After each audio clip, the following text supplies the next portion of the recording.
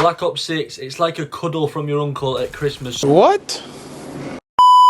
Some people like it, some people don't, and if you do, I'm definitely not gonna judge you. We're gonna find out today my reasons why I like the game and the reasons why not so much. If you do enjoy, please leave a like, subscribe, and let's get straight into it, boys. We've got a lot to discuss. That might have been one of the zestiest intros I think I've ever done. Wow. We're a few weeks into Black Ops 6 now, and there are a lot of positives out of the games. I do really enjoy the movement. Stop the cap. I think that's really refreshing. It brings something different. The camos are also really cool, and the grind towards the camos is also pretty neat. However, and this is a big however, imagine injecting your own mother with testosterone, Botox, and feeding her bowling balls for a week. Get some help. That's how big this however is. There are a lot of negatives surrounding the game at the minute, and I know people say, well, just don't play the game then, or it's only a game, it's not that deep. But if you don't say these things, then they never get fixed. It's like your boss, he's scratching his bum at work, he's touching all the apples, he's putting them out on the fruit and veg aisle. No, you can't do that, mate, because my gran might come in here to bake an apple crumble, and then she's got your bum fingers all on her apples. In previous videos, I have talked about the issues with the maps, the map sizing, the map layouts, the map designs just being absolutely terrible. I think that there are some of the worst maps created in Call of Duty history this year, which to me is just mental. How have they missed with the map so much, but created such a good game at the same time? It makes no sense, and this is where the love-hate relationship really stems from.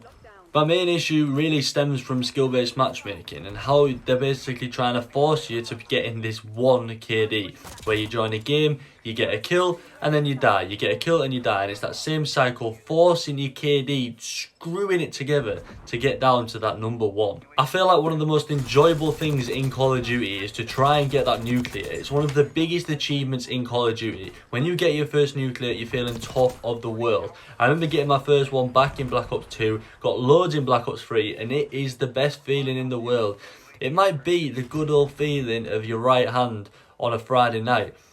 Who am I to judge? And I think that the way that skill-based matchmaking works now and has worked in the previous few years really tries to battle against that. It's almost impossible to go on a 30 gun streak when you're playing people of the exact same level what you are, no matter what level you are, unless you're joining a game with friends who have possibly got a lot lower, a significantly less KD than what you have. You're going to really struggle to kill 30 people in a row who are all as good as you. And of course, people are going to slap back with the old, it's a skill issue, but I really think that this game is tailored against the people that especially play solo.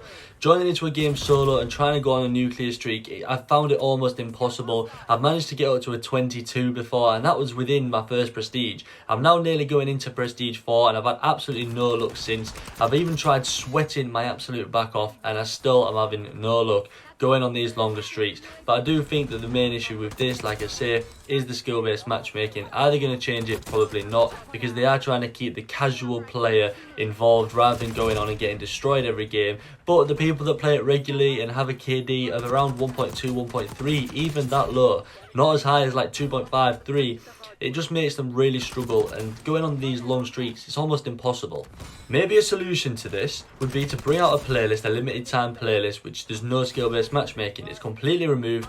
There's 5 people on your team with complete random abilities, and there's 6 people on the other team with also 6 random KDs. There's no skill-based matchmaking involved, and just get the general feedback from the people. Let me know in the comment section below whether you think this would be a good idea, or whether it'd absolutely flop and you think, well, if I join this, I'm just going to get absolutely destroyed. I would be so up for a playlist without skill-based matchmaking, and I know that necessarily the people that you might be playing against, it might be a little bit peak for them. If you're killing them all the time, they're not going to enjoy it. But they also have the same thing where eventually they'll play people which are lower rated than them, and only the people which are at the very bottom are going to struggle in this playlist. But then they just don't have to play it. It's simple. You don't have to be forced to play it. It's just a limited time playlist. Let me know what you guys think in the comments. Do you think whether this would slap, or do you reckon this would just be a disaster? But unfortunately, boys and girls, we all know that skill-based matchmaking is going absolutely nowhere. So let's just hope for this limited time mode. That's basically all I wanted to say in this video. Hopefully you did enjoy. If you did, remember to leave a like, subscribe for more beautiful videos like this. Enjoy the rest of your evening. Hopefully I'll see you again. Adios.